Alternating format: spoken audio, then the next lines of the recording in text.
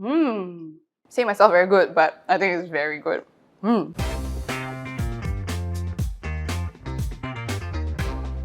Hi, I'm Sarah Huang Benjamin. I call myself a culinary creative and I'm a passionate cook. Today I'm making Hakka Abacus Seeds. It's also called 蒜盘子 in Mandarin. It is a traditional 大埔 Hakka dish. So I'm 100% Singaporean, but I come from a mixed background. My dad is British. He came here in 1964. My mom is Hakka, Hokkien, Peranakan mix, so we grew up speaking a ton of languages, eating food from all different cultures when I was growing up. People look at me, I look mixed. They don't think that I'm going to produce something like this. And in fact, one thing my parents did for me is, although they didn't really cook, they bought me a lot of cookbooks and they just let me, go into the kitchen and, mess around, which I think is quite rare. I think the first time I cooked was when I was 5 years old. And of course I got burnt, of course I have cut myself, but I think it's not a big deal. They were all learning experiences and definitely that made me fall in love with the experience of cooking. Hakka Abacus Seeds, it's kind of like gnocchi, I guess. It's chewy yam dumplings that are cooked with dried seafood ingredients, minced pork, and a lot of savory sauce. It's very delicious. Okay, so the first thing I make is the 蒜盘子, the abacus seeds themselves. It always starts with yam, and when I buy the yam, I try to buy something a little bit smaller, and it's even better if it has like a bit of purple around the rim here, because then you'll get more color when you make the 蒜盘子, the abacus seeds. So I just peel that, and then I cut the yam into thin slices. And the thinner you cut it, the faster it steams. Okay, then all this yam goes into a steamer, and I steam it for 15 to 20 minutes until they're fully, very soft and very cooked.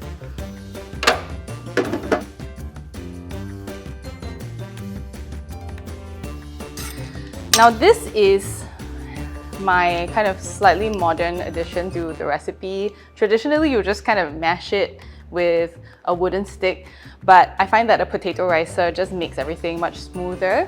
So I just put the very soft steamed yam into the ricer, and then I mash away.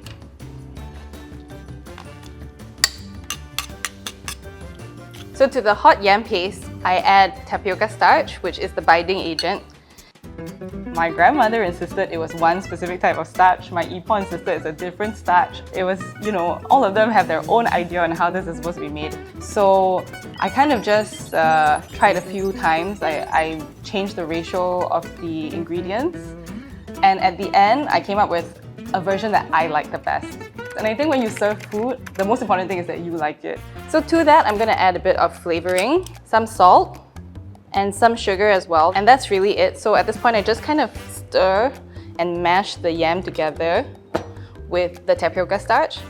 And what you want is for when you pluck off a bit of the dough and you roll it into a ball, it rolls into a nice ball with no cracks, and it also doesn't stick to your hands. So that is the perfect consistency for the Hakka Abacus seed dough. So it's supposed to look like the beads that are on the abacus, which is the traditional way of calculating in Chinese culture. So that's why this is a very prosperous dish. It's an auspicious dish for Chinese New Year. I heard that my Ipo, who I grew up with, and my grandaunt, she was blind, but she did cook before I was born. So I've heard a lot of stories about her cooking, but I never actually got to experience it, except for Hakka Abacus, because that was the one thing that she was like, kind of like the gatekeeper, the knowledge holder. She was the one who knew how to make the shape and how to feel for the right consistency of the dough. So at Chinese New Year, it was always my Ipo, my helper, who I call my 姐姐, and me, the three of us sitting on the kitchen floor and rolling out the Hakka Abacus seeds. So that's one of my fondest memories. And around the lead up to Chinese New Year, I was always very excited to go home from school so that I could help out. So the abacus are just cooked in boiling water until they float up, and then I put them in some ice water to make sure they stop cooking, because you don't want them to be overcooked. And then once it's drained, I dress it with a bit of oil just to make sure they don't stick, and they look like this, very pretty, glistening little dumplings. So this sits on the side while I make the sauce, and the base is some broth. Traditionally, it's pork, with some soybean that's boiled together, pork bones, but you can also use chicken stock. Now I just stir all this up. Okay, I'll add some oil to the wok. And the first thing I do is saute the minced pork. The pork is very important to Hakka people.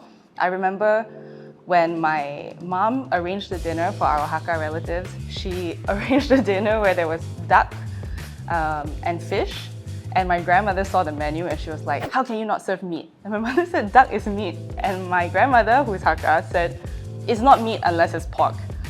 And now all the dried ingredients that I've already soaked and prepared. First, some dried shiitake mushrooms, dried squid, which is sliced into thin strips, dried shrimp, and dried black fungus.